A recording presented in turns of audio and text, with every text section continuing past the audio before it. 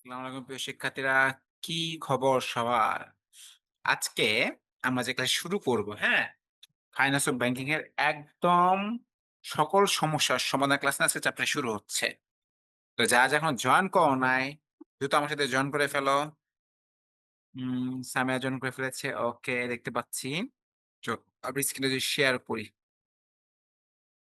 কি খবর সবার? বলো। সবাই একটু কমেন্টস করো। আমরা দ্রুত ক্লাসে শুরু করব।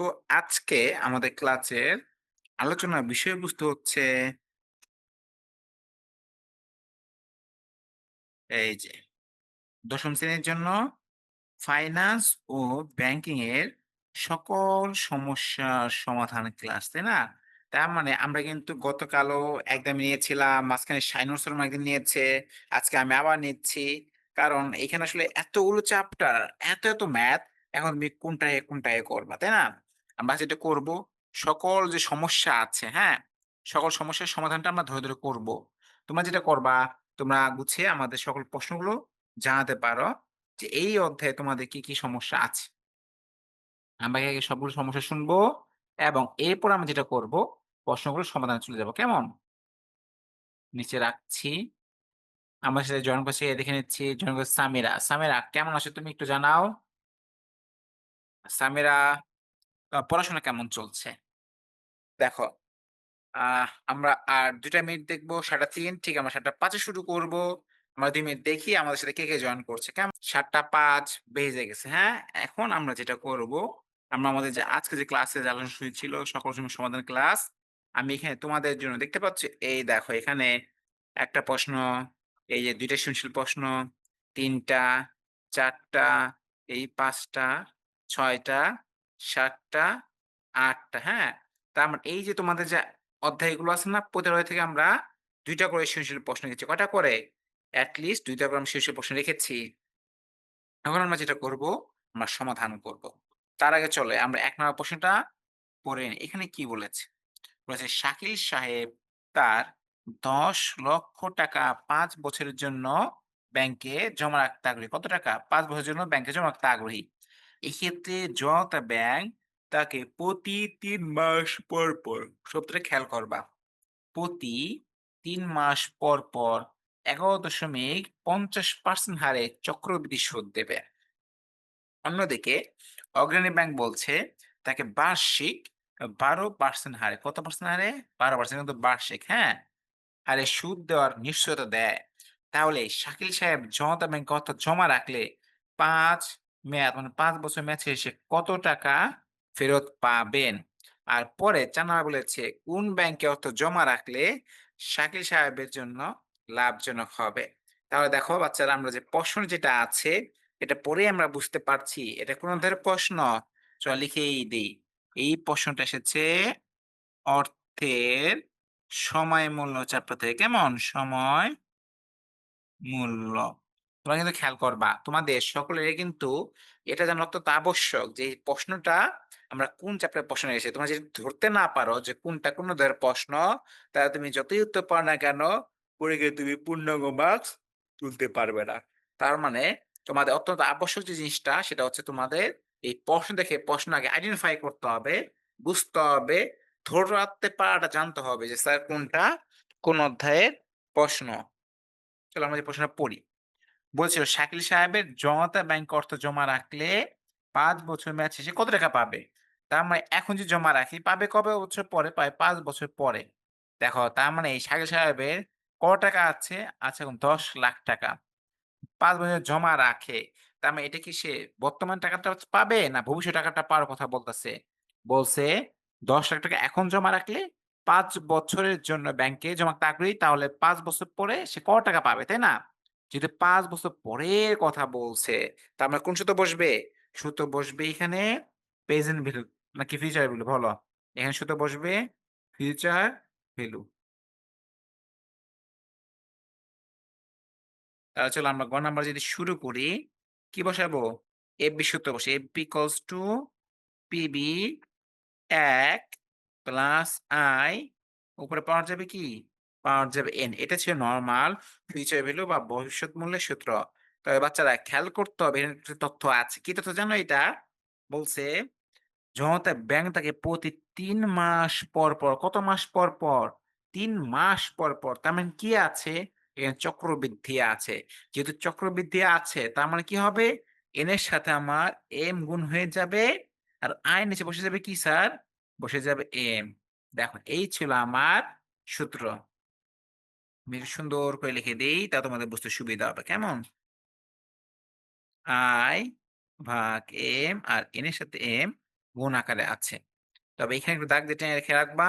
এইখানে পিবি বলতে বুঝিয়েছে কত টাকা? ১০,০০,০০০ টাকা। কেমন? আর এখানে এর মানে হচ্ছে কি? বছর। কত বছর? ৫ বছর। আর এম মানে হচ্ছে স্যার চক্রবৃদ্ধি। খেয়াল করো। প্রতি ৩ মাস পর যদি দেয়, তাহলে প্রতি ৩ মাস পর একটা করে পেমেন্ট হবে। তাহলে বছরে কতবার? বছরে তো ১ বছরে ১২ মাস হয়, তাই না? ১ বছর যদি ১২ মাস হয় আর ৩ মাস পর দেয় তাহলে কত হবে বলো তো? তাহলে বছরে এম সমান আসবে ৪ বার। আর আই মানে হচ্ছে স্যার সুদের হার। এখন সুদের হার কত এখানে আছে? ১১.৫০% কেমন? কারণ ক্যালকুলেটর যদি তোমরা হাতে নাও, হাতে নিয়ে যেহেতু এটা পার্সেন্টেজ আকারে আছে এটা কি করতে হবে? ভগ্নাংশে দেখাতে হবে। ১১.৫০ এটাকে যদি ১০০ দিয়ে তোমরা ভাগ দাও, তাহলে কত আসবে? আসবে ০.১১৫। এইবার চলো আমরা মানগুলো যদি বসিয়ে ফেলি। টিভি বসাবো কত? ১০,০০,০০০ টাকা। কেমন? এখানে বসাবো ১, ১ হচ্ছে সূত্র ১। আর এর জায়গায় বসাবো ০.১১৫। এম এর জায়গায় বসাবো আমরা ৪। আর এইখানে এন এর জায়গায় বসাবো ৫। এম এর জায়গায় বসাবো কত? ৪ বসাইলাম। চলো আমরা ক্যালকুলেশন করে ফেলি। দেখো, এই যে ০.১১৫ এটা যদি আমরা ৪ দিয়ে ভাগ দিয়ে পাবো কত? যা পাই সেটা আমরা ১ দিয়ে যোগ করি। আমার এখানে আসবে ১.০২৮৭৫। এর উপর সাথে ৫ এর সাথে ৪ গুণ করলে পাওয়া আসবে কত? পাওয়া আসবে স্যার ২০। চলো আমরা এইবার ক্যালকুলেশন করে ফেলি। তাহলে আমরা লিখে ফেলবো ১০,০০,০০০ আর এই যে পাওয়ার, তাই না? এই যে পাওয়ার কয়ে দেই সেটা কত আসবে? তা চলো ১.০২৮৭৫ এর উপর তুমি যদি করে ফেলো, পাওয়ার কত? পাওয়ার ২০। তাহলে উত্তর আসবে তোমার ১.৭৭২৭৫৩৩১৯। এর সাথে এবার তুমি কি করবা? এই ১০,০০,০০০ কে যদি গুণ করে দাও, তাহলে কত আসবে? উত্তর আসবে স্যার ১৭,৬২,৭৭৫.৩৩ টাকা। দেখো ধরতে পারছো কিনা? তার মানে এই শাকিল সাহেব যে জনতা ব্যাংকে এই ৩ মাস পর ১১.৫০% হারে চক্রবৃদ্ধি সুদ দেয়, তাহলে কি পাবে? তাহলে ৫ বছর পরে এই শাকিল নামে যে ভদ্রলোক জনতা ব্যাংক থেকে ১১,৬২,৭৭৫ এই টাকাটা সে পাবে। তো এটা কমার্স পড়ে কি যেন কমেন্টস করেছে, রাইট? কমেন্টস পড়ি। এই যে মিথিলা চলে এসেছে। ওয়ালাইকুম আসসালাম মিথিলা, আমি ভালো আছি। তুমি কেমন আছো? আমাকে জানিও। আমরা কিন্তু আজকে এই রিভিশন ক্লাসটা করছি। কেমন? আমরা কিন্তু আজকে রিভিশন ক্লাসটা করছি। খেয়াল করতে হবে। এই যে আমরা কিন্তু একটু আগে এই ম্যাথটা করলাম। হুম, ওকে। মিথিলা বলছে পে ব্যাক সময়ে করান। ঠিক আছে? ওকে। তাহলে যেহেতু আমরা এটা করেছি, ঘ নাম্বার শেষ। আমরা ৪ নাম্বার শেষ করে ফেলি। তারপর আমি পে ব্যাক পিরিয়ড এর ম্যাথ করাবো। তোমাদের জন্য পে ব্যাক পিরিয়ড এর ম্যাথ আমি রেখেছি। ডোন্ট ওয়ারি চিন্তা করিও না। তার আগে মিথিলা, যেহেতু আমি ঘ নাম্বারটা কয়ে দিলাম, তোমরা এবার যেটা করবা, এটা দেখো তো এই ৪ নাম্বারটা করতে পারো কিনা? মিথিলা দ্রুত এটা এই ৪ নাম্বারটা করে ফেলো। তারপর আমি পে ব্যাক পিরিয়ডটা এখনই করে ফেলবো। এটার পরেই করব, রাইট? চলো দেখি এখানে কি বলছে। ৪ নাম্বারে বলছে, কোন ব্যাংক অর্থ জমা রাখা শাকিল সাহেবের জন্য লাভজনক হবে? তার মানে সে জমাতে ব্যাংকে রাখলে লাভ হবে? নাকি অগ্রণী ব্যাংকে রাখলে লাভ হবে? সেটা আমরা দেখব। ওকে, মিথিলা পারে এটা। কেমন? চলো দেখি। তাহলে মিথিলা তুমি আমাকে সিদ্ধান্ত দিবা। এই শাকিল সাহেব সে কি এই জমাতে ব্যাংকে টাকাটা রাখবে? দেখি অগ্রণী ব্যাংকে টাকা রাখবে। কোন ব্যাংকে রাখলে তার জন্য লাভ হবে। আমি এই জনতা ব্যাংকের কত ৳১০,০০০ ৫ বছর পরে সে পাবে ১৭,৬২,৭৭৫ টাকা। তাহলে এখন যেটা বের করতে আমাকে অগ্রণী ব্যাংকের টাকাটা বের করতে হবে না?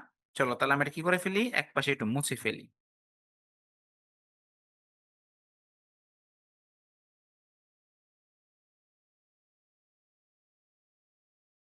চলো মুছলাম।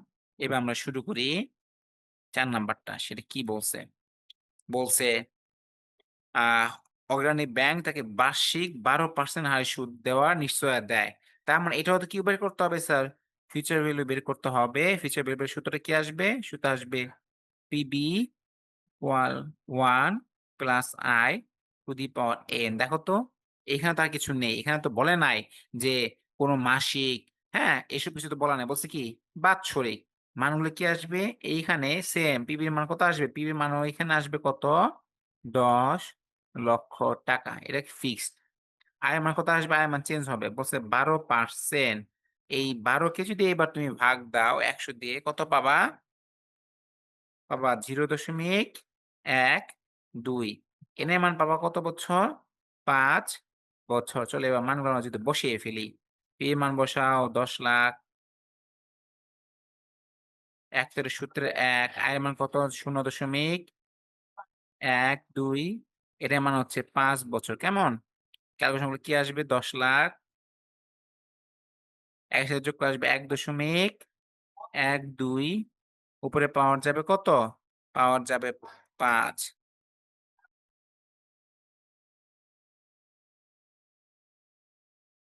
চলো আমরা যেটা করে ফেলি তাহলে কত আসবে? এখানে থাকবে তো ১০,০০,০০০ই থাকবে। এর সাথে গুণ হবে ১.৭৬২৩৪২। এবার এর সাথে যদি তুমি গুণ দাও এই ১০,০০,০০০ আসবে কত? আসবে ১৭,৬২,৩৪১.৬৮ টাকা। খেয়াল করো।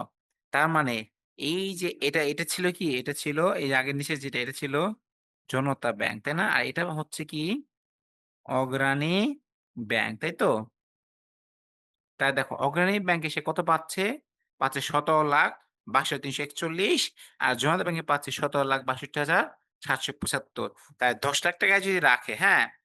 ৳১০,০০০ যদি রাখে আর ৫ বছর পরে তাহলে এই শাকিল সাহেব নামে ব্যক্তিটা সে জনতা ব্যাংক কত টাকা পায়? পাবে হচ্ছে এই ১৭,৬২,৭৭৫ টাকা। কিন্তু অগ্রণী ব্যাংকে যদি রাখে সে পাবে কত? ১৭,৬২,৩৪১ টাকা। দেখতে পাচ্ছ? তাহলে বলো জনতা ব্যাংকে টাকা বেশি পাচ্ছে না অগ্রণী ব্যাংকে টাকা বেশি পাচ্ছে? খুব একটা বেশি পার্থক্য না, সামান্য কিছু পার্থক্য। কিন্তু টাকা তো টাকা না। খেতে বেশে ৳৫ অনেক মূল্য আছে। ৳১০ য় ১ কাপ চা খাওয়া যায়। তার মানে আমরা দেখতে পাচ্ছি অগ্রণী ব্যাংকের চেয়ে জমাতে ব্যাংক সে টাকাটা বেশি পাচ্ছে। তাহলে সঠিক উত্তর কি হবে? এই যে শাকিল আহমেদের কোন ব্যাংকে টাকা জমা রাখা উচিত? উচিত হচ্ছে জনতা ব্যাংকে টাকা রাখা উনার জন্য কি হবে? বেশি লাভজনক হবে। ক্লিয়ার? বলো বুঝতে পেরেছো কিনা? এখন আমরা আমাদের মিথিলার কথা অনুযায়ী কি করব? না অনুরোধে রেখে আমরা পে ব্যাক পিরিয়ড এর ম্যাথটা করব। কে কমেন্টস করেছে দেখি। এই যে একজন বলল কি অগ্রণী ব্যাংক অধিক লাভজনক হবে। অগ্রণী ব্যাংক কেন অধিক লাভজনক হবে মিথিলা বলো তো? অগ্রণী ব্যাংকের ২ ব্যাংকে তো আমি ৳১০,০০,০০০ করে টাকা রাখছি, তাই না? যদি ৳১০,০০,০০০ করে টাকা রাখি, টাকা তো আমার কাছে এখন ৳১০,০০,০০০ শাকিল সাহেবের কাছে এখন কত টাকা আছে? ৳১০,০০,০০০ আছে। এই ৳১০,০০,০০০ জমাতে ব্যাংকে রাখলে ৫ বছর পর পাবে কত? ৳১৭,৬২,৭৭৫ ঠিক একইভাবে যদি এই একই টাকা যদি আমি কোথায় রাখি? অগ্রণী ব্যাংকে রাখি, পাবো কত? চলো তোমাকে লাল দাগে দেখাইয়া দিই। পাবো হচ্ছে ৳১৭,৬২,৩৪১ তাহলে বেশি পাচ্ছে কোথায়? এই বেশি পাচ্ছি কোথায় বলো তো? অগ্রণী ব্যাংকে বেশি পাচ্ছি না জনতা ব্যাংকে বেশি পাচ্ছি। আমি তো এই সমপরিমাণ ৳১০,০০,০০০ ২ ব্যাংকে রাখতে পারি। রাখলে আমি বেশি পাবো কোথায়? বেশি পাবো জনতা ব্যাংকে। তাহলে তো আমার অগ্রণী না জনতা ব্যাংকে রাখাই বেশি লাভজনক।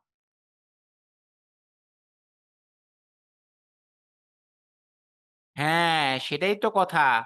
বর্তমান সমপরিমাণ টাকা দিয়ে কোথায় বেশি টাকা পাবো? জমাতে ব্যাংকে পাবো কত? ১৭,৬২,৭৭৫ আর অগ্রণী ব্যাংকে পাবো ১৭,৬২,৩৪১ বেশি পাচ্ছে কোথায়? বেশি তো পাচ্ছে আমরা জনতা ব্যাংকে। তাও জনতা ব্যাংকে রাখা লাভজনক না? হ্যাঁ, এই যে মিথিলা এখন ক্লিয়ার হয়ে গেছে। তার মানে জমাতে ব্যাংকে টাকা রাখাটা কি ছিল? বেশি লাভজনক ছিল। পরীক্ষায় কিন্তু এই বিষয়গুলো নিয়ে একটু কনফিউশন হয়ে যায়। হ্যাঁ? একটু আওলায় ফেলো। এগুলো মাথায় রাখতে হবে। তার মানে এটা কিন্তু শেষ। এটা কি? সমাধান করা শেষ। লিখে দিয়েছি। সমাধান কি এটার? শেষ। চলো, এরপর আমরা যেটা করব, আমাদের কিন্তু এই দেখো এখানেও কি অনেকগুলো প্রশ্ন ছিল। এগুলো ছিল কিন্তু আবার কি এই যে ঝুঁকি অনুসারে প্রশ্ন ছিল। কেমন? মিথিলা আমাকে ঝুঁকি অনুসারে প্রশ্নটা সমাধান করব না পে ব্যাক পিরিয়ড সমাধান করব বলো তো? দেখো এই যে একটা পেয়েছি। পে ব্যাক পিরিয়ড এর ম্যাথ। বলো কোনটা সমাধান করব? মিথিলা কমেন্টস করো। কমেন্ট চেক, কমেন্টস এ কমেন্টস। কই মিথিলা কই? মিথিলা তো আমাকে করতে বইলা সে নিজে কি হয়ে গেল? হয়ে গেল সে হাওয়া। এটা খুব খারাপ জিনিস, হ্যাঁ? সবাইকে থাকতে হবে। চলো আমরা প্রশ্নটা যদি পড়ি, প্রশ্নটা কি ছিল? প্রশ্ন ছিল দিন ও তারা। নাম কি ছিল খেয়াল করো। দিন ও তারা প্রকল্পের বিনিয়োগের পরিমাণ ছিল কত? ছিল ৳৮০,০০০ আয়গুণ ছিল ৳১,০০,০০০। তাহলে আগামী ৫ বছরে তাদের সম্ভাব্য আয় নিম্নরূপ। দেখো সালগুলো কি ছিল ২০১১, ২০১২, ২০১৩, ২০১৪ এবং ২০১৫। এই যে এগুলো দিন পড়া ছিল কত? ৳৮০,০০০ ছিল, ৳৩০,০০০, ৳২৫,০০০, ৳২০,০০০, ৳২০,০০০। অপরদিকে তারা প্রকল্প আয় কি ছিল? ছিল ৳৪০,০০০, ৳৩৫,০০০, ৳২০,০০০, ৳৩০,০০০ এবং ৳৩৫,০০০।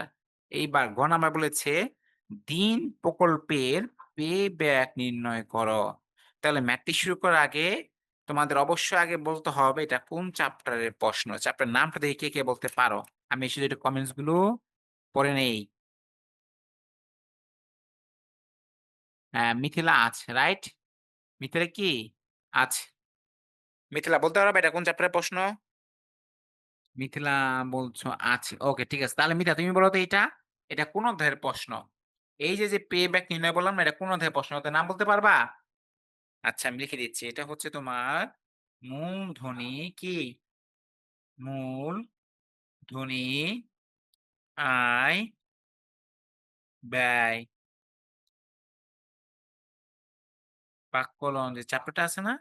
এটা হচ্ছে সেই চ্যাপ্টারের প্রশ্ন। চলো এবার যে আমরা সমাধান করি।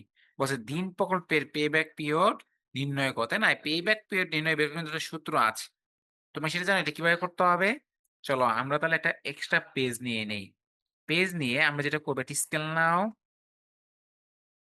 নিলাম স্কেল, হ্যাঁ? নিয়ে আমরা এখান থেকে এই পর্যন্ত দাগ টেনে নিব। নিলাম, আরেকটা দাগ টেনে নিব। এখন আমাদের বছর ছিল কয়টা? বছর ছিল ৫ টা, তাই না?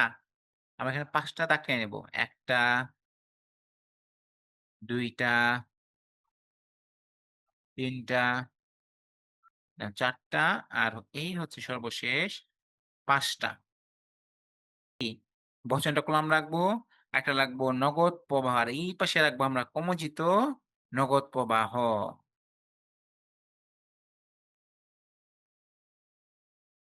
এটা করছি আমরা কত? এটা করছি আমরা ঘ নাম্বার। চলো এখানে আমরা লিখবো স্যার ১ম এ বছর। এই পাশে আমরা লিখবো নগদ প্রবাহ। তাই এটা বেশি মোটা হয়ে গেছে। এটা চিকন করে নিতে হবে।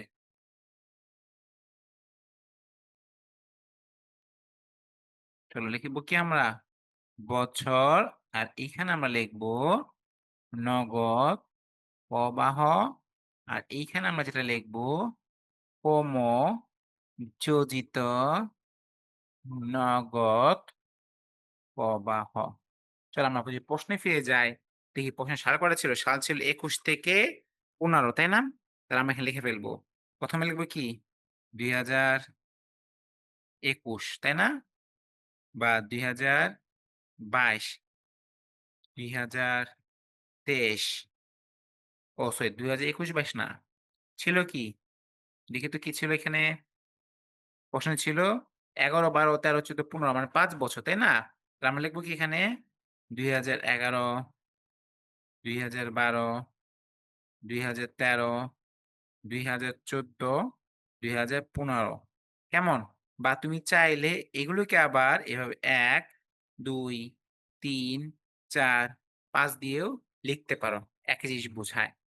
এবার দেখো আমার এই আয়গুলো ছিল কি ৮০,০০০, ৩০,০০০, ২৫,০০০ চলো লিখে ফেলি। ৮০,০০০, ৩০,০০০, ২৫,০০০ আর কত ছিল? ছিল হচ্ছে ২০,০০০ এবং ২০,০০০ লিখে ফেলি। ২০,০০০ আর এখানে কত লিখবো? ২০,০০০। এইবার তোমাদের যেটা করতে হবে ক্রমজিত নগদ প্রবাহ বের করতে হবে। ক্রমজিত নগদ প্রবাহ বলতেছে কি বোঝায়? বিষয় বোঝায় ১ম টার সাথে পরেরটা কি করতে হবে? যোগ করে ফেলতে হবে। সেটা কিভাবে? চলো আমি তোমাদের দেখিয়ে দিচ্ছি। তাহলে ১ম বছর ছিল ৮০ এখানেও আসবে কত? এখানেও আসবে ৮০,০০০। কিন্তু পরের বাসার সাথে যোগ হবে কত? ৩০। তাহলে এই ৩০,০০০ যোগ করলে আসবে হচ্ছে ১,১০,০০০। এর সাথে যদি যোগ করো ২৫,০০০ আসবে কত? ১,৩৫,০০০। এর সাথে যদি তুমি যোগ করো ২০,০০০ আসবে ১,৫৫,০০০। কেমন? এর সাথে তুমি যোগ করলে আরো ২০,০০০ আসবে ১,৭৫,০০০ টাকা। তার মানে আমরা প্রশ্ন ১ম কি করলাম? বছর কি? বছর বের করলাম হচ্ছে নগদ প্রবাহ। তারপর বের করছি আমরা ক্রমজিত নগদ প্রবাহ। ক্লিয়ার? এইবার আসো আমাদের যেটা বের করতে হবে পে ব্যাক পিরিয়ড। তার মানে চলো আমরা লিখে ফেলি পে ব্যাক পিরিয়ড বা বলে সময়টা বের করার সূত্র যেন কি ছিল? সূত্র যেটা ছিল বলো সূত্রটা কি ছিল? কে বলতে পারবে পে ব্যাক পিরিয়ড বের করার সূত্রটা কি?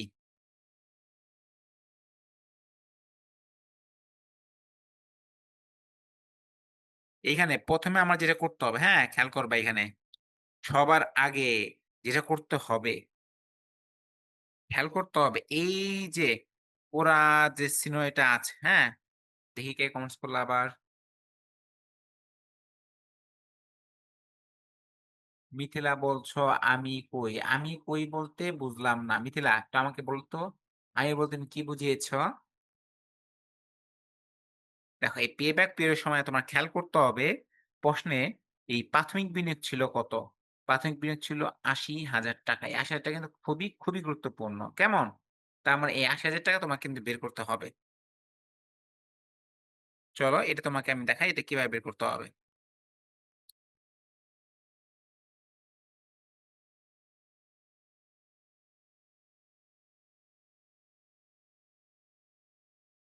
হুম, তার মানে এখানে আছে কত? এই ৮০,০০০ টা কি প্রাথমিক বিনিয়োগ না? তার মানে তোমার খুঁজতে হবে এই কমোজিট এই যে বক্সটা আছে না? কমোজিট নগদ প্রবাহের মধ্যে এইখানে ৳৮০,০০০ এর বেশি বা এর সমান আছে এমন কিছু তোমার কি করতে হবে? বের করতে হবে। দেখো তো এই ৮০,০০০ সমান বা বেশি আছে কোথায়? এই যে আছে এইটা, তাই না? এটা কি একটা স্টার দিয়ে রাখলাম। এটা কিন্তু গুরুত্বপূর্ণ। এবং ঠিক এই বরাবর যেটা আছে এই যে বছরটা, এই বছরটার মধ্যে স্টার দিয়ে রাখলাম। আর ঠিক এর পরে নগদ বছরের নগদ প্রবাহটা এই ৩ টা পয়েন্ট খুবই গুরুত্বপূর্ণ। এই ৩ টা পয়েন্টকে তুমি স্টার দিয়ে রাখো। মিথিলা কি বলছো? হ্যাঁ, এই যে A plus NCO minus C ভাগ D আমরা তাহলে লিখবো। হ্যাঁ, চলো যদি লিখে নিই। যাও তোমার সঙ্গে A plus NCO minus C ভাগ D। দেখি তো তুমি এটাই বলেছো কিনা? হ্যাঁ, বলেছি A plus NCO minus C ভাগ D। চলো লিখে ফেলেছি। তাই না? এখন খেয়াল করো আমার NCO ছিল কত? এই যে প্রশ্নে ছিল প্রাথমিক বিনিয়োগ কত? ৳৮০,০০০ এটাই হচ্ছে কি? এটাই হচ্ছে NCO আমি যদি বসিয়ে দেখায় দেই। NCO কত? ৳৮০,০০০ এইখান থেকে আমরা বাদ দেব কত? তাই তো? এখান থেকে বাদ দেব দেখব C টা পাবো। C বলতে কি বোঝাচ্ছে? C বলতে এই যে প্রশ্নটা আছে না? দেখো আমরা যেটা সমান, সমান ছিল কত? এই ক্রমজিত নগদ প্রবাহের মধ্যে খুঁজতে হবে কি ৳৮০,০০০ র সমান বা এর কম। বেশি নেওয়ার কিন্তু ভুলেও সুযোগ নেই। তা দেখো তো আমরা দেখি এর মধ্যে সমান বা বেশি আছে কোথায়? আমরা দেখতে পাচ্ছি কি? এর মধ্যে আছে কি বলতো? এর মধ্যে আছে আমাদের সমান। বেশি তো নাই। বেশি কি আছে? নাই। তাহলে এখন আমাদের কি করতে হবে স্যার? তার মানে আমার এখান থেকে কি বাদ দিতে হবে? এই যে যেটা দেখো এই ১ম টা হচ্ছে NCO আর এটা ছিল কি C, এটা ছিল D, এটা ছিল A মানে বছর। তার মানে আমি এখান থেকে বাদ দেব কত? আচ্ছা আজান আমরা একটা ব্রেক দেই। মিথিলা আমরা ১ মিনিট আজানের জন্য থামি এরপর আমরা শুরু করছি। কেমন? আজানের জন্য ১ মিনিট থামি। বাকিরা কোথায় গেল? সবাই তো হাওয়া হয়ে গেছে। আজানের জন্য অপেক্ষায় ছিলাম। চলো আমরা বসে ৮০ থেকে সি বলতে কি বোঝায়? সি বলতে ওই যে যেটা ৮০,০০০ বা সময় এটা কি করব? বাদ দিয়ে দেব। আর ডি বলতে বোঝায় ঠিক এর পরেরটা সেটা কত? ৳৩০,০০০ আর এ বলতে বোঝাচ্ছে কত? ১। এইবার যদি আমরা এটা ক্যালকুলেশন করি সেটা কত আসবে বলো তো দেখি? আসবে ক্যালকুলেটর হাতে নাও। 0 ভাগ ৩০,০০০ যোগ ১। তার মানে আমার উত্তর আসবে কত? ১ বছর। খেয়াল করো। তার মানে আমার এই ৩ পুরো পেব্যাক সময় কত বছর? উত্তর আসবে স্যার ১ বছর। এইবার দেখো আমার ৪ নম্বর প্রশ্নের সমাধান করে বলছে, দিন ও তারা প্রকল্পের মোট দেখো মধ্যে কোনটি গ্রহণ করা উচিত? পেব্যাক এর ভিত্তিতে সিদ্ধান্ত কিসের ভিত্তিতে সিদ্ধান্ত নিতে হবে? পেব্যাক এর ভিত্তিতে সিদ্ধান্ত নিতে হবে। সিদ্ধান্ত নিতে হয় তাহলে সেটা আমরা কিভাবে নেব? তো আমি এটা করতে হলে আমার কি করতে হবে? আবার পেব্যাক পেড করতে হবে। এইবার আমরা যেটা করব একটু কষ্ট করে এগুলো সব মুছে ফেলি। কেমন? তাহলে বারবার লেখার আর ঝামেলায় আমাদের যেতে হবে না।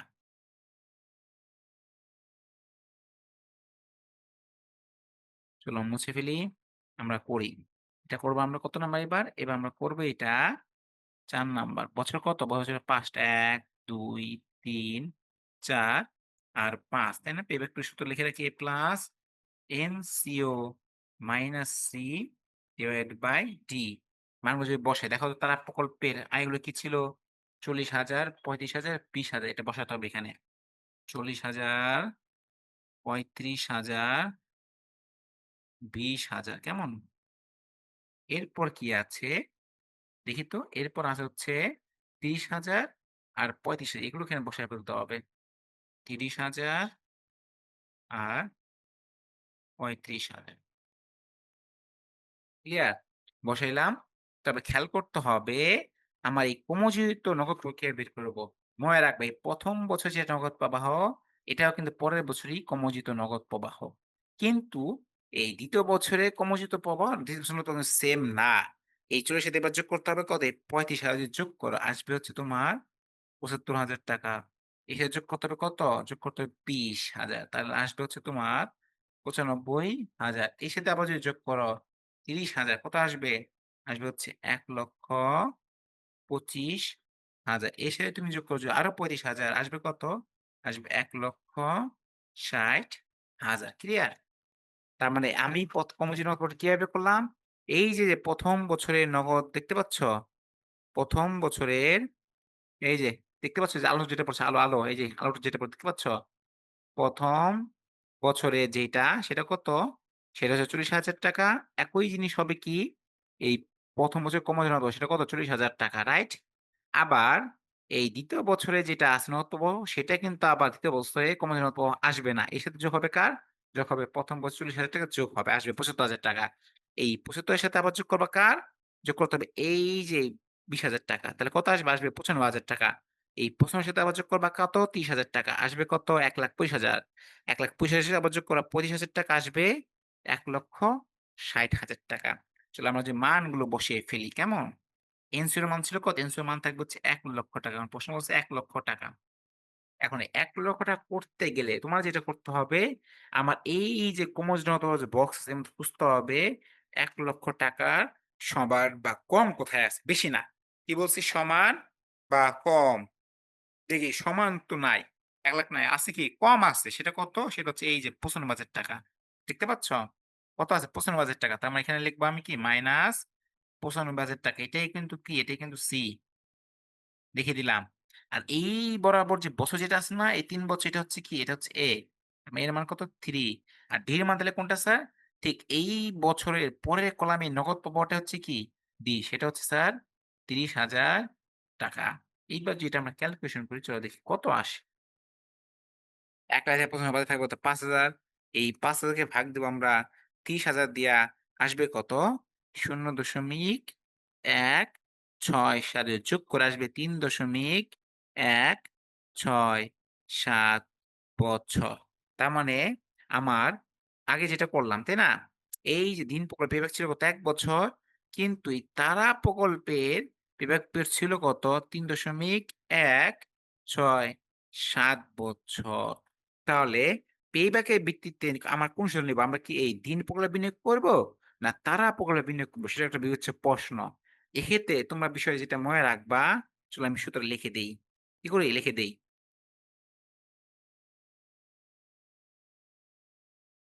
তাও তোমরা যে একটু পড়াশোনা করো, কেমন?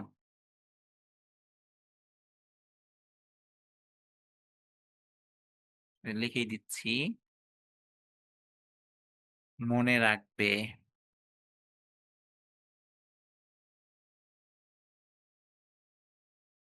payback সময়ের এর সময় সিদ্ধান্ত নিতে হয়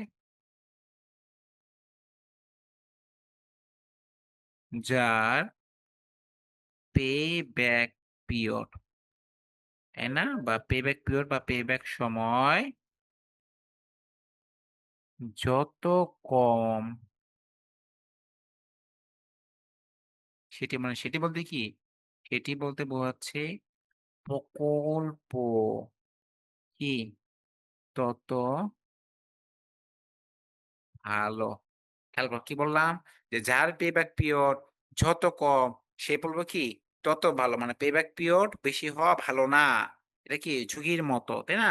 তাহলে দেখতে পাচ্ছ যে আমার এই দ্বিগুণ প্রকল্পের payback পিরিয়ড ছিল কত? payback পিরিয়ড ছিল ১ বছর। অপরদিকে আবার এই তারা প্রকল্পের payback পিরিয়ড ছিল কত? ৩.১৬ বছর মানে ৩ বছরের উপরে। তাহলে বলো তো এই ঋণ প্রকল্প, তারা প্রকল্পের মধ্যে কোনটা সবচেয়ে ভালো? কোনটা গ্রহণ করব? বলছিলাম payback period এর ক্ষেত্রে যার মেয়াদকাল কম, payback period যত কম আসবে সেটা তত ভালো। আমরা দেখতে পাচ্ছি ঋণ প্রকল্পে payback period আসছে কম, সেটা কত? মাত্র ১ বছর। অপরদিকে তারা প্রকল্প তো অনেক আসছে না? ৩ বছরের উপরে। তার মানে সেজন্য আসতে পারি ঋণ ও তারা প্রকল্পের ক্ষেত্রে payback ভিত্তিতে যদি সিদ্ধান্ত নেয় তাহলে অবশ্যই কারটা গ্রহণ করা উচিত? লিখে দিলাম। ঋণ প্রকল্পটি গ্রহণ করা উচিত। কেমন? গ্রহণ করা উচিত। ক্লিয়ার? তার মানে আমরা কিন্তু অলরেডি একটা করে ফেললাম। আমাদের মিথিলা অনেকক্ষণ ধরে বলছিল যে, "স্যার আমাকে এটা করে দেন।" আমি এটা করে দিছি। এখন দেখি বাকিরা কি বলে। মিথিলা তো এখন নিজেই হাঁ হয়ে গেছে না? বিষয় অত্যন্ত দুঃখজনক। একা ক্লাসে বোরিং লাগে। তো আমি তোমাদের রেকর্ডটা দিয়ে রাখবো। তোমরা ফ্রি সময়ে যখন প্রয়োজন হবে, যখন আটকে যাবা, তখন দেখে করে নিতে পারবা।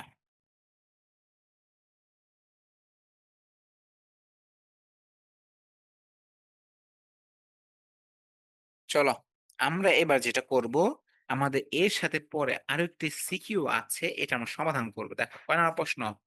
৬ নাম্বার প্রশ্ন। আরো প্রশ্ন আছে, রাইট? প্রশ্ন তো আমাদের আরো আছে। এখানে কি বলছে আমরা যদি দেখে নেই। বলছে নিশি এন্টারপ্রাইজ কি বলছে? নিশি এন্টারপ্রাইজ ৫ বছরের জন্য কত বছর? ৫ বছরের জন্য ৳২,০০,০০০ ৳২,০০,০০০ বিনিয়োগ করতে আগ্রহী। এজন্য তিনি ২ টি প্রকল্প নাম কি? হাতি ও ঘোড়া। একটা প্রকল্পের নাম হচ্ছে হাতি, আরেকটা প্রকল্পের নাম কি? ঘোড়া। মানে হাতি মেরা সাথী, হ্যাঁ? বিষয়টা এমন না। প্রকল্প ২ টার ভিন্ন নাম। একটা নাম হাতি, একটা নাম কি? ঘোড়া। বেছে নিয়েছিল। হাতি প্রকল্পের বার্ষিক নগদ প্রবাহ যথাক্রমে ছিল কত? ৳৮০,০০০, ৳৯০,০০০, ৳৭০,০০০ এবং ৳৩৫,০০০ এবং ৳৭০,০০০। দেখো তো তাহলে কয় বছর? এই ৫ বছরে ১ম বছর ৮০, পরের বছর ৯০, ৩য় বছর ৭৫, চতুর্থ বছর ৩৫,০০০ এবং পরের বছর ছিল কত? ৳৭০,০০০। অপরদিকে ঘোড়া প্রকল্পের বার্ষিক নগদ প্রবাহ যথাক্রমে ছিল কত? ছিল ৳৭০,০০০, ৳৬৫,০০০, ৳৮৫,০০০, কি আছে? ৳১৫,০০০ এবং ৳৮০,০০০। তাহলে প্রশ্ন ঘ নাম্বারে বলছে, হাতি প্রকল্পের পেব্যাক সময় নির্ণয় করো। আর এখানে বলছে প্রকল্প দুটির মধ্যে কোনটি বিনিয়োগ করা কি হবে? অধিকতর গ্রহণযোগ্য হবে বলে তুমি মনে করো? তার মানে প্রশ্ন বলছে কি? দেখো প্রকল্প দুটির মধ্যে কোনটি বিনিয়োগ করা অধিকতর গ্রহণযোগ্য পেব্যাক সময় নির্ণয় করে যদি খেয়াল করা পেব্যাক সময় নির্ণয় করে যুক্তি দিয়েছে। যেহেতু আমার পেব্যাক নির্ণয় করে যুক্তি বলছে অবশ্যই এই ২ টা প্রকল্প হাতে ঘোড়া প্রকল্প কি বের করতে হবে? পেব্যাক পিরিয়ডটা বের করতে হবে। তার আগে চলো আমরা সেল বাই ঘ নাম্বারে যাই। কোন নাম্বারে যাবো? ঘ নাম্বার কি বলছিল? হাতি প্রকল্পের পেব্যাক সময় নির্ণয় করো, তাই না? চলো আমরা যদি করতে যাই তাহলে ১ম এ যেটা করবো একটি স্কেল নেব, রাইট? কি নেব? একটি স্কেল। স্কেল নিয়ে আমরা এখানে সুন্দর করে যেহেতু ৫ বছর বলছে আমরা ৫ টা আর এক্সট্রা কি বিবরণ লেখার জন্য রো কমে গেল। ২ টা হইল, ৩ টা, ৪ টা, ৫ টা, এই ৯ টা, সর্বশেষ ৬ টা। এখানে দেব কি আমরা বছর, তাই না? এখানে দেব কি নগদ প্রবাহ, এখানে দেব আমরা ক্রমজিত নগদ প্রবাহ।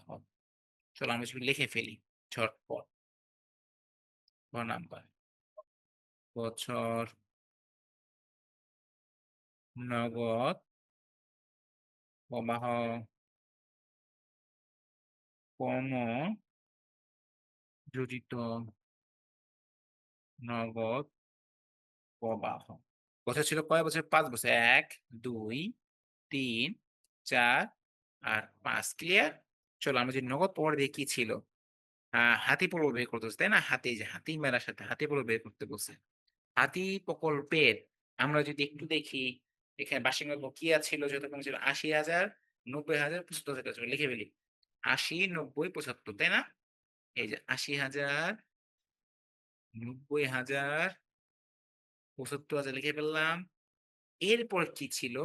এরপর ছিল দেখতে পাচ্ছ ৩৫,০০০ এবং ৬৫,০০০ চলো আমরা লিখে ফেলি। ৩৫,০০০ এবং ৬৫,০০০ রেডি।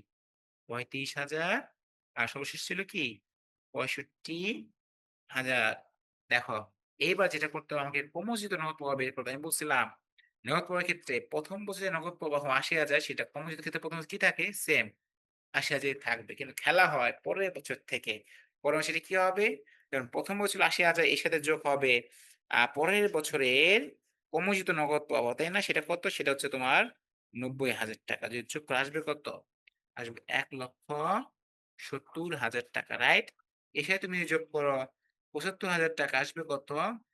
৳২,৪৫,০০০ এর সাথে যোগ করো ৩৫,০০০ আসবে কত? আসবে ৳২,৮০,০০০ এর সাথে যদি যোগ করো আরো ৬৫ আসবে কত?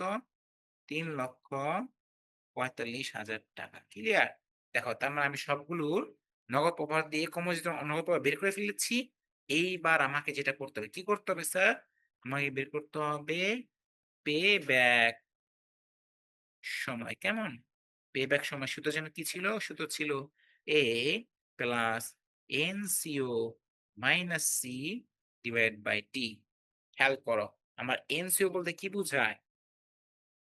প্রাথমিক বিনিয়োগ। প্রাথমিক বিনিয়োগ ছিল কত? ৮ ছিল। দেখো ৳২,০০,০০০ সে বিনিয়োগ করে বলছে। যদি প্রাথমিক বিনিয়োগ ৳২,০০,০০০ আমি এখানে কি করব? আমি এখানে খুঁজবো। আগে এনসিওর মান বসাবো কত? ৳২,০০,০০০ নিলাম। এইখানে আমার এই সির মানটা খুঁজতে হবে, রাইট? এই ২,০০,০০০ র মধ্যে খুঁজতে হবে যেহেতু নগদ প্রবাহের মধ্যে ৳২,০০,০০০ কোথায় আছে, তাই না? দেখবো ৳২,০০,০০০ আছে কোথায়? এই যে ৳১,৭০,০০০ র মধ্যে। তার মানে বাদ দাও মাইনাস ৳১,৭০,০০০। এটা হচ্ছে কি? এটা সি। আর এই যে ২ আছে না? এটা হচ্ছে কি? এ। আর এই যে ৭৫ এটা হচ্ছে ডি। ৪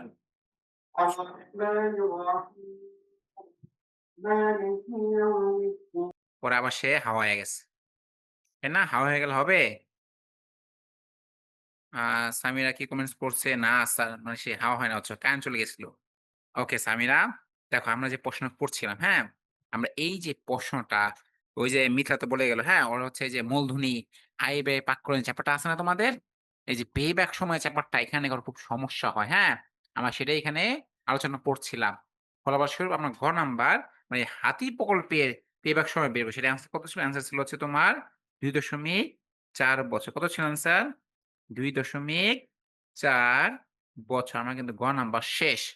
এরপর আমাকে যেটা করতে বলছে, প্রকল্প দুটির মধ্যে কোনটিতে বিনিয়োগ করা অধিকতর গ্রহণযোগ্য? সেটা কিভাবে বের করব? বলছে পে ব্যাক সময় নির্ণয় করে যুক্তি দাও। তার মানে আমরা কিন্তু ২ টা প্রকল্পে কি বের করতে হবে? পে ব্যাক সময়টা বের করতে হবে। আমি তো প্রশ্নে এতে মন দেই ৩ মার্কের জন্য কি করছি? হাতির প্রকল্পের পে ব্যাক সময় বের করছি। এইবার তাহলে আমাকে যেটা করতে হবে, এই ঘোড়া প্রকল্পের পে ব্যাক পিরিয়ডটা বের করে ফেলতে হবে না? তাহলে তো আমি কম্পেয়ার করতে পারবো। এই ২ টার মধ্যে কোনটা কম সেটা ভালো বলব, হ্যাঁ? তাহলে চলো আমরা যেটা করব, আমরা এখানে এই পাশেই করি, হ্যাঁ? পাশে করে দেই। এটা কি বুঝতে সুবিধা হবে? হুম, এটা আমরা এই পাশে রাখি তাহলে মিলাতে সুবিধা হবে। কেমন? চলো। আমরা এখানে আবার যেটা করব, এবার আমরা এই ঘোড়া প্রকল্পের জন্য কি করব? যেটা ৫ বছর আমরা এখানে ৬ টা দাগ টেনে নেব। এটাকে বলে রো। নিলাম। দেখো এখানে আমরা রাখবো কি? বছর, এখানে রাখবো নগদ আন্তঃপ্রবাহ। এইখানে আমরা রাখবো কমোজিত নগদ আন্তঃপ্রবাহ। এটা কিন্তু আমরা করছি কত? করছি আমরা ৪ নাম্বার। লিখে ফেলি আমরা। বছর এটা কত বছর? ৫ বছর অঙ্ক। ১, ২, ৩, ৪, ৫ এখানে আমরা লিখবো নগদ প্রবাহ। কেমন? আর এখানে লিখবো আমরা কমোযোজিত নগদ প্রবাহ। এইবার চলো আমরা প্রশ্নে ফিরে যাই। প্রশ্নে যে দেখি আমার এই যে ঘোড়া প্রকল্প, হ্যাঁ? যে লেখা আছে ঘোড়া প্রকল্পের বার্ষিক নগদ প্রবাহ কত ছিল দেখি। বলছে ৭০,০০০, ৬৫,০০০, ২৫,০০০ চলো আমরা লিখে ফেলি। ৭০,০০০, ৬৫,০০০ এখানে থাকবে কত? এখানে থাকবে হচ্ছে ৳৮৫,০০০ ৪ আর ৫ নাম্বার কি ছিল? ৪ আর ৫ নাম্বার ছিল হচ্ছে স্যার ১৫,০০০ আর ৮০,০০০ রাইট? লিখবো আমরা এখানে ১৫,০০০ আর কত? ৮০,০০০ তবে খেয়াল রাখতে হবে, হ্যাঁ? আমার এই যে যেটা আছে না? এই দেখো স্পটলাইট দেখতে পাচ্ছ? এই দেখো নগদ ওই যে লাইট দিয়ে লাইট দেখাচ্ছে। দেখতে পাচ্ছ? এই যে লাইট যে নড়ছে ৭০,০০০ পরে দেখতে পাচ্ছ? ৭০,০০০ পরে যে লাইটটা নড়ছে? এই যে ৭০,০০০ লাইটটা নড়ছে। তার মানে আমার এই ১ম বছরের যে নগদ প্রবাহ সেটাই হবে কি ১ম বছরের কমোজিত নগদ প্রবাহ। তার মানে ১ম বছরে ছিল ৭০,০০০ এখানে কত আসবে? এখানে আসবে ৳৭০,০০০ কিন্তু খেলাটা ঘুরে যাবে ২য় বছরে এসে। কারণ ২য় বছরের নগদ প্রবাহ কত আছে? এই ৳৬৫,০০০ তাই তো? আর ২য় বছরের নগদ প্রবাহ কত আছে? আছে হচ্ছে স্যার ৬৫,০০০ তাহলে এখন যেটা করতে হবে এটার সাথে এই ৭০ ২ যোগ করে আসবে কত বলো? ক্যালকুলেটর হাতে নাও, কেউ যেন হাতে নেই। চলো যোগ করি। ৭০ যোগ ৬৫ আসে হচ্ছে তোমার ৳১,৩৫,০০০ কেমন? এর সাথে আবার তুমি যোগ করো ২৫,০০০ আসবে হচ্ছে ৳২,২০,০০০ এর সাথে আবার তুমি যোগ করছো ১৫,০০০ আসবে কত? ৳২,৩৫,০০০ এর সাথে তুমি যদি যোগ করো আরো ৮০,০০০ আসবে হচ্ছে ৳৩,১৫,০০০ দেখি কে কমেন্টস করছে? কমেন্টগুলো পড়ে ফেলি ঝটপট। আ সামিরা কায়েন ওকে ঠিক আছে। হ্যাঁ, সামিরা কিন্তু এখন অ্যাডভান্স 4 এ চলে আসছে। হ্যাঁ, গুড ভাল লাগছে। তার মানে আমরা এইখানে কি করছি? কমোজিট প্রকল্প বের করে ফেলেছি। এখন আমার এই এটা কি প্রকল্প? এটা ছিল ঘোড়া প্রকল্প। ঘোড়া। এটা ছিল হাতি। এখন এই ঘোড়া প্রকল্প কি করব? আমরা পে ব্যাক সময়টা বের করব। চলো লিখে ফেলি। পে ব্যাক সময়, তাই তো? আমরা লিখে ফেলি। সূত্রটা কি ছিল? A plus NCO minus C ভাগ যাবে কি দিয়ে? D দিয়ে। এখন খেয়াল করো, আমার NCO টা বলতে কি বোঝায়? দেখো প্রশ্নে যেটা ছিল না এই যে আমার প্রাথমিক বিনিয়োগ, প্রাথমিক ছিল কত? এই দেখো প্রাথমিক বিনিয়োগ ছিল কত? ৳২,০০,০০০ এই ৳২,০০,০০০ য় কি? ৳২,০০,০০০ কত নিশি এন্টারপ্রাইজে কি? বিনিয়োগ এই যে বলা আছে বিনিয়োগ করতে আগ্রহী। তার মানে আমার এই এনসিও এর মান কত আসবে? ৳২,০০,০০০ তাই না? তার মানে যদি আমি এনসিও এর মান কত বসায় রাখবো আগে? ৳২,০০,০০০ বসিয়ে ফেলি।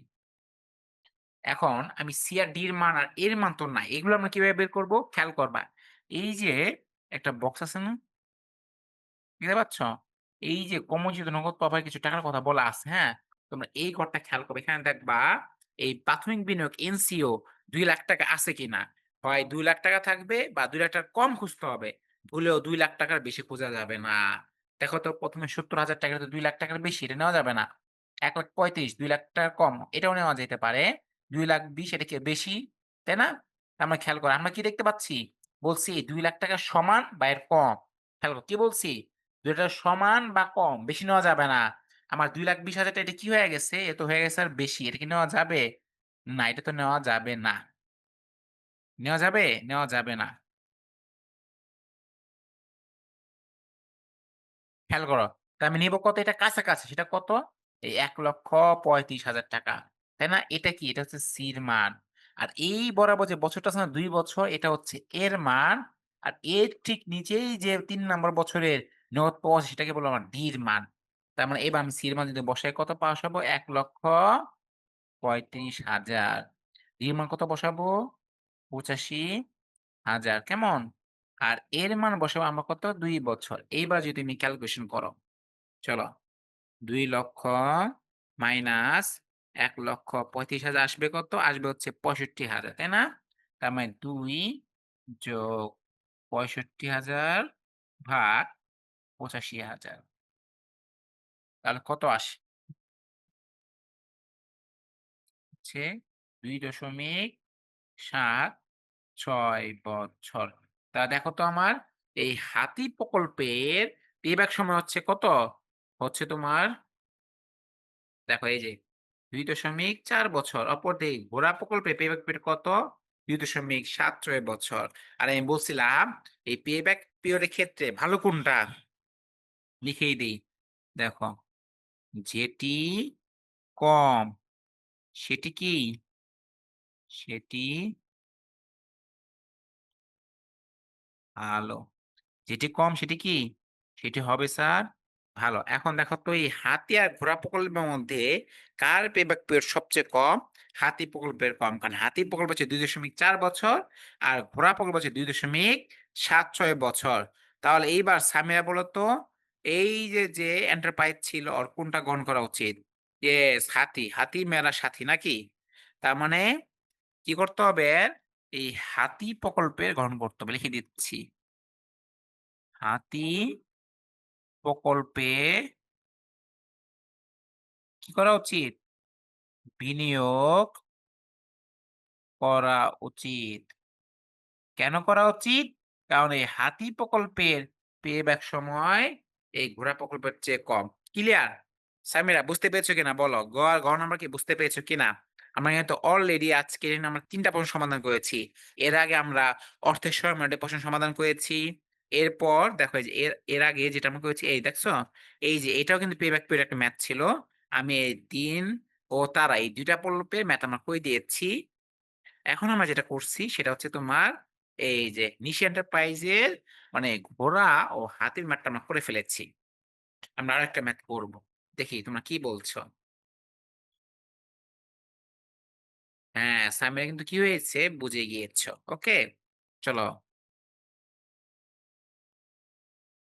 দেখো। আমি এখানে বলছি কি প্রশ্ন লিখছি? থিওরি প্রশ্ন রাখছি। কারণ যেহেতু আমাদের সময় সমাধান ক্লাস, আমি জানি তোমাদের ম্যাথের সমস্যা সবচেয়ে বেশি হয়। কিন্তু শুধু ম্যাথ করলে তো হবে না। সাথে জানতে হবে কি? জানতে হবে থিওরি। কারণ সঠিক থিওরি প্রশ্ন যদি তোমরা না পারো, শুধু ম্যাথ দিয়ে ১ মার্ক করে ভালো করা সম্ভব না। চলো এই প্রশ্ন আমরা পড়ি। কি বলছে? বলছে, উদয় ব্যাংক নাম কি? উদয় ব্যাংক জনগণের সঞ্চিত অর্থ আমানত হিসেবে গ্রহণ করে এবং আমানতকৃত অর্থ ঋণ হিসেবে প্রদান করে। মানে সে আমানত হিসেবে গ্রহণ করে আর সেইটা কি করে? ঋণ হিসাবে প্রদান করে। বলছে ব্যাংকটি জমাকৃত অর্থের একটি অংশ সবসময় সংরক্ষণ করে। কি করে? সংরক্ষণ করে। যেন গ্রাহকের প্রয়োজনে সঠিক সময় সেটা কি করতে পারে? প্রদান করতে পারে। অপরদিকে দেখো কি বলছে? অপরদিকে ব্যাংকটি ঋণ গ্রহীতাদের আর্থিক সচ্ছলতা ও সততা যাচাই করে পর্যাপ্ত জামানত গ্রহণ করে ঋণ প্রদান করে। প্রশ্ন বুঝতে পেরেছো কিনা? থিওরি প্রশ্ন, হ্যাঁ? গণা বলছে উদয় ব্যাংকের গ্রাহকদের জমাকৃত অর্থ প্রদান দ্বারা ব্যাংকের কোন নীতির প্রকাশ ঘটেছে? প্রশ্ন বুঝতে পেরেছো কিনা? বড় কোন নীতির বহিঃপ্রকাশ ঘটেছে কে বলতে পারবে?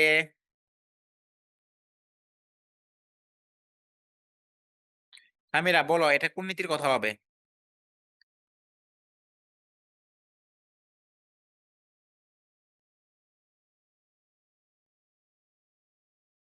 এই যে বাচ্চারা কথা বলতে হবে তো।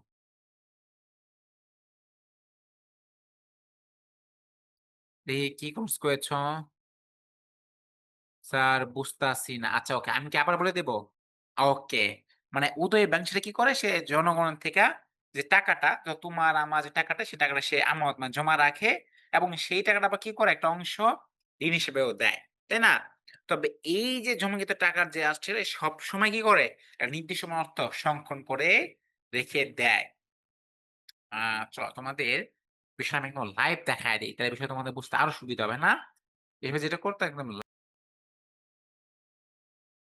প্রবলেম 94 নাম্বার পেজে আছে, হ্যাঁ? এই যে পেয়ে গেছি। দেখো, এইখানে কিছু কথা বলা আছে। দেখতে পাচ্ছ? কি বলেছে? দেখো, বলেছে ব্যাংকিং ব্যবসায়ের মূলনীতি। দেখতে পাচ্ছ? এই যে ব্যাংকিং ব্যবসায়ের মূলনীতি। তোমাদের কিভাবে দেখায়? এই চলো হাইলাইট করে যদি দেখাই। ব্যাংকিং ব্যবসায়ের মূলনীতি দেখতে পাচ্ছ? এই দেখো কাঁসা বর্ণের যদি দেখতে পারো কি বলা আছে? ব্যাংকিং ব্যবসায়ের মূলনীতি। এই ওয়ার্ডটা খেয়াল করো, হ্যাঁ? এইখানে যেটা বলা আছে দেখো তো কতগুলো নীতি, ১৪ নীতির কথা বলা যেমন একটা আছে নিরাপত্তা নীতি, আছে মুনাফার নীতি, আছে তারল্য নীতি, আছে প্রাচুর্য বাস্তু নীতি, আছে দক্ষতার নীতি, হ্যাঁ? এই যে সেবার নীতি আছে, প্রচার নীতি আছে গোপনীয়তার নীতি, সুনামের নীতি, বিনিয়োগ নীতি, উন্নয়নের নীতি, হ্যাঁ? উদ্দেশ্য নীতি, মিতব্যয়িতার নীতি, সৎ ও বিশ্বস্ত নীতি, সাবধানতা নীতি এবং সর্বশেষ বিষয় নীতি। এই ১৬ টা কি আছে ব্যাংকিং ব্যবসায়ের মূলনীতি। কিন্তু এখান থেকে যেটা সবচেয়ে গুরুত্বপূর্ণ যেটা প্রতি বছর পরীক্ষায় প্রশ্ন আসে সেটা কি জানো? এটা হচ্ছে এই দেখো তারল্য নীতি। কি এইটা? তারল্য নীতি। এটা বলতে কি বোঝায় সেটা আমি তোমাকে দেখাচ্ছি। একটু দাঁড়াও। তোমাদের আমি স্ক্রিনশট নিয়ে আলাদা করে দেখাই তাহলে তোমাদের বুঝতে বিষয়টা আরো সুবিধা হবে। নাও স্ক্রিনশট নিচ্ছি। হচ্ছে এবার? দেখো এখানে কি বলছে? সামিরা কি কমেন্টস করছো? দেখতে পাচ্ছি। ওকে। এই যে তারল্য নীতিটা গুরুত্বপূর্ণ। তারল্য নীতিটা খেয়াল করবা। তারল্য নীতির সম্বন্ধে কি বলছে এটা আমার জানা অত্যন্ত আবশ্যক। দেখো এখানে তাড়াহুড়ো বলতে কি বুঝাইছে? বলছে আমানতকারী যখন টাকা তুলতে চায়, কি টাকা তুলতে চায়? তখন তাদের নগদ টাকা দিতে হবে। আবার এটা বিবেচনা রেখে যদি আমানতের সব টাকা ব্যাংক তরল অবস্থায় রেখে দেয়, তো ব্যাংকের কোনো বিনিয়োগ হবে না এবং ব্যাংকটির কোনো মুনাফাও হবে না। সুতরাং সার্থক ব্যাংক ব্যবসা মনে হলো সঠিক তাড়নাতি যেখানে অতিরিক্ত তারল্য থাকে না, আবার তারল্য সংকট হবে না। তারণনীতি ব্যাংক ব্যবসার অন্যতম মূলনীতি। আমি সামিয়া তোমাকে অনুরোধ করব, তুমি তারণনীতি যেটা আছে সেটা একটু পড়াটা আবার একটু কষ্ট করে নিজে দেখো পড়ো। দেখো এরপর বুঝতে পারো কিনা আমি তোমার কমেন্টসটা পড়ে নিচ্ছি। আচ্ছা আমি তো জুম করে দিয়েছি। এটা কি আরো জুম করব? সামিরা, এর চেয়ে বড় জুম করা যাবে না তো বাবা। এটা একদম অনেক বড় করে দেখাচ্ছে। আমি জানি না দেখতে পাচ্ছ কিনা। তো অনেক বড় করে দেখাচ্ছি।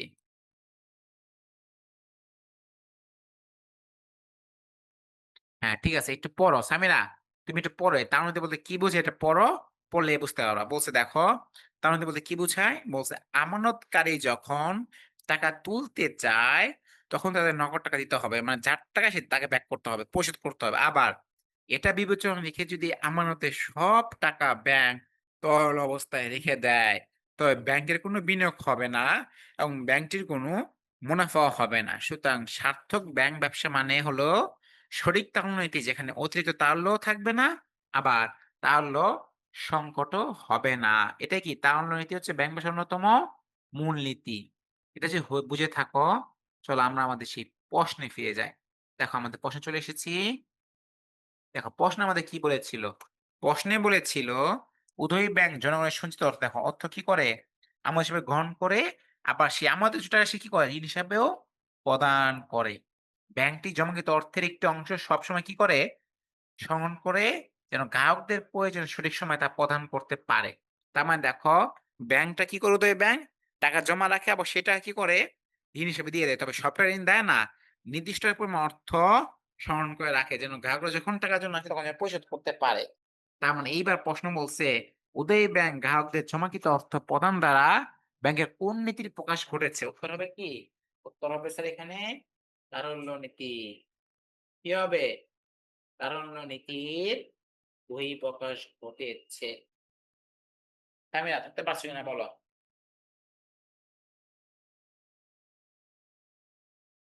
হ্যাঁ, এই যে তাহলে সঠিক উত্তর দিয়েছো। কেমন? ওকে। তোমার বোর্ড বইটা খুব ভালো করে পড়া। বোর্ড বইয়ে দেখবা সবকিছু দেওয়া আছে। আর তাও যদি বুঝতে না পারো, আমি তো তোমাদের জন্য যেকোনো সময় হাজির আছি, বান্দা হাজির। শুধু স্মরণ কইরো। দেখো এই তারুণ্যের সম্বন্ধে বিস্তারিত বইটা আছে। ওখান থেকে পড়ে নিজের মতো দেখে ফেলবা। কেমন? আর তোমরা যদি লিখতে না পারো যে কিভাবে লিখতে যাও না, আমাকে একদিন বইলো আমি আমাদের যারা হচ্ছে তোমাদের ক্লাসগুলো মনিটরিং করে তাদের বললেই হবে। আমি দিয়ে দিব তারা তোমাদেরকে দিয়ে দিবে এইটা। ৪ নাম্বার কি বলছে? বলছে ঋণ প্রদানের ক্ষেত্রে ব্যাংকের গৃহীত পদক্ষেপ ব্যাংকিং ব্যবসায় মূলনীতির আলোকে মূল্যায়ন করো। খেয়াল করো ব্যাংকিং ব্যবসায় মূলনীতির জন্য কয়টা বলছিলাম? বলছিলাম ১৬ টি। ব্যাংকিং ব্যবসায় মূলনীতি কয়টা? ১৬ টি, তাই না? এর মধ্যে তার মধ্যে একটা ছিল এটা গেল।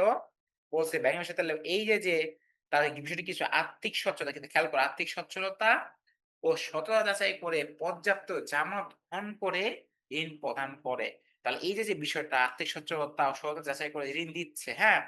এটা ব্যাংকিং ব্যবসায় যে ১৬ টা মূলনীতি এর মধ্যে কোনটার মধ্যে এটা পড়ছে? তামিরা বলতে পারবে কিনা বলো? হ্যাঁ, ১৬ টা কিন্তু এর মধ্যে কোনটা? আমি সেটা দেখা দেব বই থেকে। চলো আমি তোমাদের বই থেকে আবার দেখিয়ে দিচ্ছি, কেমন? এই যে দেখতে স্ক্রিন দেখতে পাচ্ছ না? দেখো এইখানে একটা আছে। দেখো এই যে দেখো এই যে ১৪ নম্বরে দেখতে পাচ্ছ? এটা যে আমি এখান থেকে স্ক্রিনশট নিয়ে মানে দেখায় চলো স্ক্রিনশট নিয়ে নেই। মনে হবে এই ১৪ নম্বরে যেটা সততা ও বিশ্বস্ততা নীতির জন্য আমি নিয়ে স্ক্রিনশট নিলাম। এইবার যেটা করব আমি এখানে যেয়ে আবার রিপ্লেস করি। এখন বড় করে দিয়েছি যাতে তোমাদের একটু সুবিধা হয়।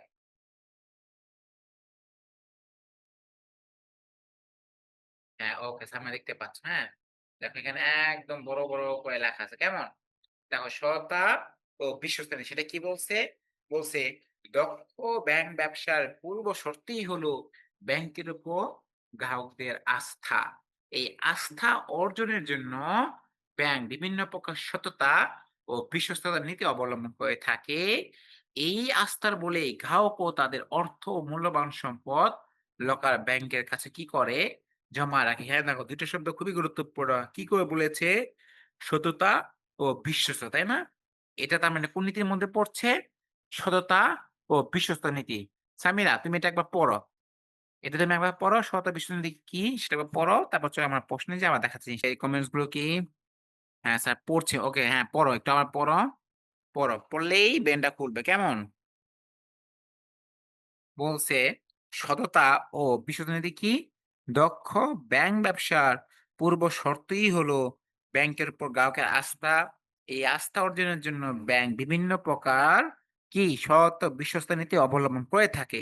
এই আস্থার বলেই গ্রাহক তাদের অর্থ ও মূল্যবান সম্পদ লকার সেবা ব্যাংকের কাছে কি করে? জমা রাখে। এখন আমরা যে আমাদের সেই কাঙ্ক্ষিত প্রশ্নে ফিরে যাই সেটা কি ছিল? দেখো তো, এটা প্রশ্ন ছিল না? প্রশ্ন যেটা আমাদের বলছে, ঋণ প্রদানের ক্ষেত্রে ব্যাংকের গৃহীত পদক্ষেপ, ব্যাংকের যে মূলনীতি ছিল এর আলোকে মূল্যায়ন করতে হবে। দেখো তো এখানে একটা কথা আছে। আর্থিক সচ্ছলতা ওই যে সততা ও বিশ্বস্ততা, তাই না?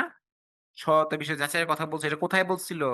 এটা বলছিল সততার কি?